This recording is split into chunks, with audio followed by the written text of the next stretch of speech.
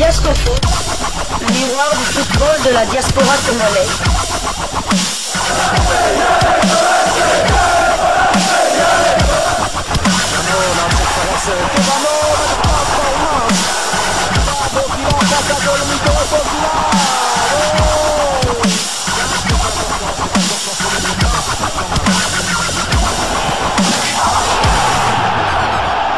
Diasco Foot, le miroir du football de la diaspora congolaise. Vous êtes sur Diasco Foot, le miroir du football de la diaspora congolaise. Diasco Foot vous dit bonjour, tout le plaisir est pour nous de vous retrouver, mais surtout de savoir que vous êtes nombreux en train de suivre votre chaîne YouTube dédiée uniquement aux footballeurs de la diaspora congolaise. C'est l'heure de partager avec vous quelques news que nous avons pu récolter pour vous, des news concernant certains de nos internationaux ou des binationaux qui se sont illustrés dans leurs clubs respectifs. Et cela dans le cadre de cette 4e livraison sportive de ce mardi 7 août 2024. Une livraison que nous débutons par la France, où l'on jouait le 3e tour aller des qualifications pour la Ligue des champions européenne. Victoire de Lille 2-1 face au club turc de Fenerbahçe, entraîné par le Special One José Mourinho. Santos à la 12e minute a permis aux Lillois de mener à la pause 1-0. Kaveci à la 80e minute a remis les pendules à l'heure avant que Zegrova à la 90e puisse donner une nouvelle fois l'avantage à Lille. Score final 2-1. Remplaçant du côté de Lille lors du coup d'envoi de la rencontre, Ngalael Moukao, jeune milieu de terrain défensif congolais recruté cette saison par le club français en provenance de Belgique, est resté malheureusement sur le banc. Ce soir, par contre, le Slavia Prague de la République tchèque reçoit le vice-champion de Belgique, l'Union Saint-Gilloise, pour la manche allée du 3e tour préliminaire de la Ligue des Champions. De récents vainqueurs de la Super Coupe de Belgique, et ils ont aussi bien débuté le championnat en prenant 4 points sur 6. Les Belges voudront confirmer leur bon début de championnat en ramenant quelque chose de leur déplacement en terre tchèque lors de ce premier acte. Avant d'aborder à domicile dans les bonnes conditions la manche retour prévue la semaine prochaine.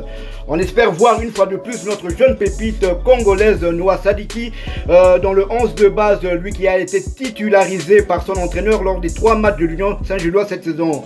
Nous lui souhaitons un bon vent et bonne chance pour ce match. Rappelons que le vainqueur de la confrontation entre Lille et Fenerbahçe et entre le Slavia Prague et l'Union Saint-Gilloise se rencontreront lors du dernier tour préliminaire.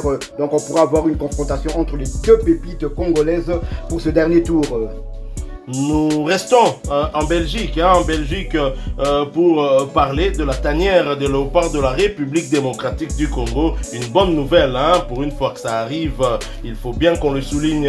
On le savait depuis un moment, une information qui nous avait été relayée par notre confrère Joshua Abellini. La Fédération internationale de football, l'association FIFA, a validé le changement de nationalité de la pépite belgo-congolaise Noah Sadiki. Après plusieurs mois d'attente, la Fédération internationale de football, l'association FIFA, a enfin validé le dossier de la République démocratique du Congo concernant le changement de nationalité sportive de Noah Sadiki. La RDC a reçu le fait vert de l'organe fêtier international du football mondial pour que le joueur de l'Union Saint-Gilloise devienne éligible dans la tanière. Noah Sadiki, qui n'avait pas pu faire ses débuts au mois de juin dernier lors des 3e et 4e journées des éliminatoires du mondial 2026, peut désormais enfiler le maillot des léopards dès le prochain rassemblement prévu en septembre et comptant pour le démarrage des éliminatoires de la CAN Maroc 2025. En effet, les léopards de la RDC recevront le Sili national de Guinée au stade des Martyrs à Kinshasa le 6 septembre prochain pour le compte de la première journée, avant d'effectuer un déplacement 3 jours plus tard en Tanzanie pour y être reçu par l'Éthiopie pour le compte de la 2e journée. Bien que Noah Sadiki ait été présent lors du dernier rassemblement, il n'était pas encore éligible et n'avait donc pas pu honorer sa première sélection avec les léopards. Déjà sélectionné chez les U20, Sadiki pourra désormais postuler pour une place au poste de milieu de terrain dans la prochaine liste de Sébastien Desabre. cette bonne nouvelle qui nous arrive de la FIFA est clairement un ouf de soulagement pour les Léopards. Cette décision est une excellente nouvelle pour le football congolais. En général, la FIFA a donc officiellement validé la naturalisation sportive de Noah Sadiki, un jeune milieu de terrain prometteur, pourtant né à Bruxelles en Belgique, mais qui choisit très tôt et sans doute possible le pays de ses ancêtres. Et bien qu'il ait participé au dernier rassemblement de l'équipe nationale de la RDC, son statut d'inéligibilité l'empêchait de jouer. Avec ses sélections chez les moins de 20 ans, le joueur de l'Union Saint-Gilloise démontre tout son potentiel et surtout son engagement sans faille envers la RDC. Fier de toi, Diogo. Noah Sadiki, cette pépite qui a fait couler beaucoup d'encre. Noah Sadiki qui choisit très tôt la République démocratique du Congo, mais qui était un peu dissuadé par ses proches. Et Noah Sadiki qui finalement est convoqué par Sébastien Desabre, qui aurait dû d'ailleurs le convoquer, ne serait-ce que pour la pré-convocation pour la CAN Côte d'Ivoire 2023. Il n'était pas dans cette liste élargie et dans la liste des 24 joueurs non plus, et ça avait offusqué plus d'un Congolais connaissant en tout cas les performances du joueur. Il était parmi les internationaux congolais U20 ou les binationaux congolais évoluant à l'étranger à avoir le plus de temps de jeu. Noah Sadiki avec Timothy Fayoulou et bien d'autres encore. Et donc là, la FIFA finalement donne raison. On peut dire que c'est un dénouement heureux pour la RDC quand on sait que ses proches, notamment son papa qui avait confirmé l'information avec un proche à lui dans un véhicule allant au stade des Martyrs lors de ce duel qui opposait les Léopards aux éperviers du Togo, disant que c'est la Belgique qui retardait un peu ce dossier. C'est la Belgique qui faisait que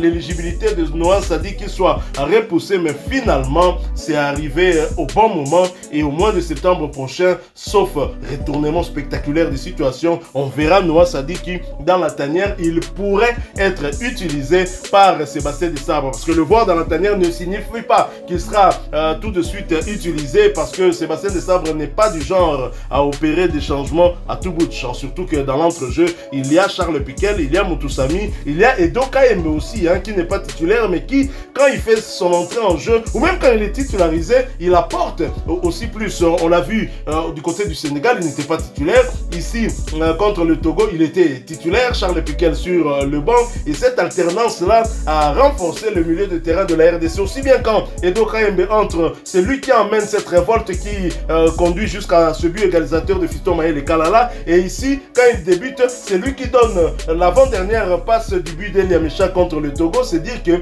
le banc des Léopards de la RDC est plutôt garni, et Noah Sadiki qui arrive, qui a beaucoup de qualité, ne fera que renforcer davantage ce banc.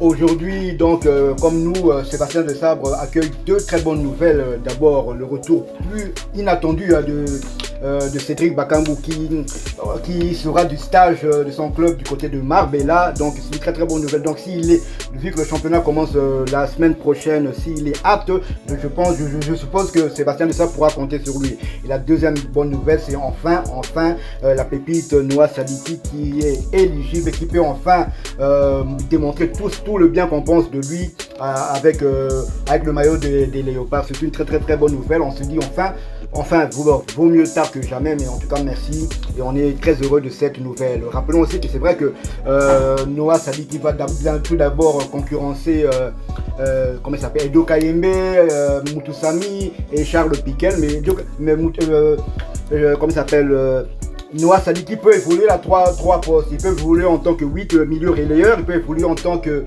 milieu défensif, et il peut surtout évoluer aussi en tant que arrière droit, vu qu'il a été formé à ce poste-là du côté d'Anderlecht. Donc c'est un joueur qui est polyvalent, qui peut nous rendre des fiers services au back droit, au milieu défensif et en milieu relayeur en tant que box-to-box.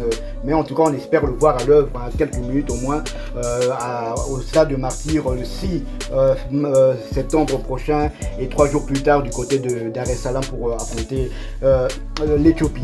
À en croire Fiston Mayele Kalala qui faisait un témoignage sur cette pépite congolaise, il avait impressionné lors des séances des entraînements et je pense que Sébastien Desabre l'avait été, lui également. Et donc on ne peut qu'espérer de bonnes choses avec Noah Sadiki, surtout qu'il joue avec son cœur. Il a choisi la RDC avant que la RDC ne le choisisse. Ça c'est important de le souligner. Et visiblement Noah Sadiki est en train de contaminer d'autres jeunes, même si certains n'ont pas affiché leur choix très clairement, mais il le montre de temps en temps et ça on vous proposera demain un portrait d'un binational germano-congolais dont le père est allemand, la maman congolaise, mais sœur Nabiso a travaillé petit à l'ELA RDC, le roi de Kamoussousou, et on espère en tout cas qu'il pourra rejoindre la tanière des léopards, même si il évolue chez les jeunes du côté de la Mannschaft, mais chez les jeunes maintenant. Voilà, nous sommes